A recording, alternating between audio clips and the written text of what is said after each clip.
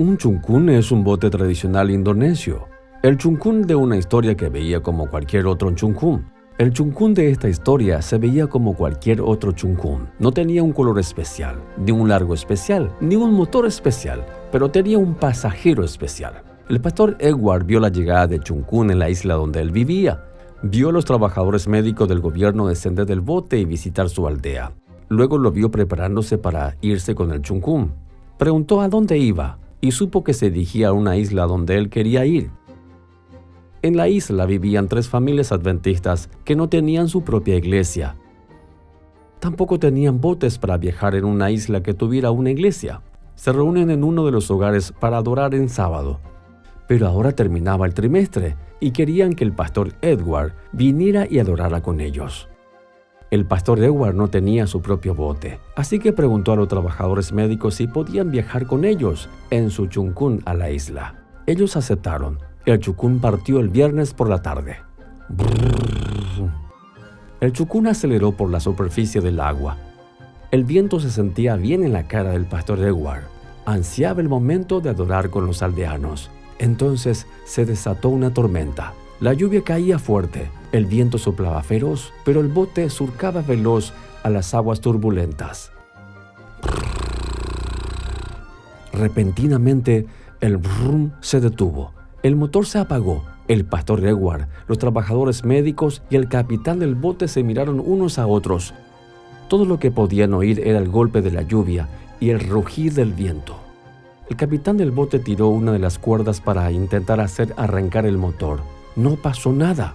Lo intentó de nuevo. Brum, brum. No pasó nada. El chungkún dejó de avanzar por el agua. Ahora estaba al merced del viento y de las olas. Se movía de un lado a otro como un corcho en el agua. Pasó 1 hora, luego 2 horas, 3 horas y ahora 4 horas. Los trabajadores médicos estaban asustados. Todos lloraban. Había oído historia del bote que se hundían en las tormentas y tenían miedo de morir. Una mujer que no era cristiana recordó que el pastor Edward era un cristiano que creía en Jesús y le rogó que orara por el chungkún. En ese momento el pastor Edward oyó una voz. La voz era suave y gentil. Si puedo oírla por encima del ruido de la lluvia y el viento, dijo, dile al capitán del bote que conecte la manguera del combustible al otro tanque. El chungkún tenía 2 tanques de combustible, uno regular y otro de reserva para emergencias. Los tanques entregaban el combustible para que funcionara el motor. El pastor se sorprendió al oír la voz, pero no discutió. Sintió que debía de obedecer, aunque no sabía nada de botes. Fue al capitán y le dijo que sacara la manguera del combustible del tanque regular y conectara al tanque de reserva.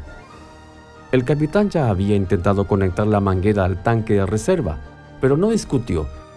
Sintió que debía obedecer.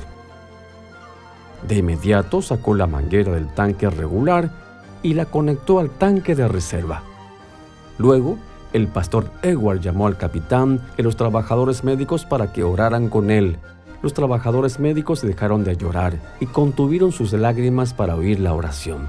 Señor Jesús, nuestras vidas están en tus manos misericordiosas. Oró el pastor. Hágase tu voluntad. Entonces miró al capitán. De arranca el motor, dijo. El capitán tiró de la cuerda para encender el motor. ¡Rum! Pasó un breve segundo y el motor volvió a la vida. ¡Rum! ¡Rum! Todos los trabajadores médicos, incluyendo la mujer que no creía en Jesús, exclamaron juntos, ¡alabado sea Dios! La lluvia no paró y el viento no aminoró, pero el motor siguió ronroneando y el chungkún llegó a la isla a salvo. Los trabajadores médicos de inmediato contaron a todos en la isla que Jesús había salvado sus vidas.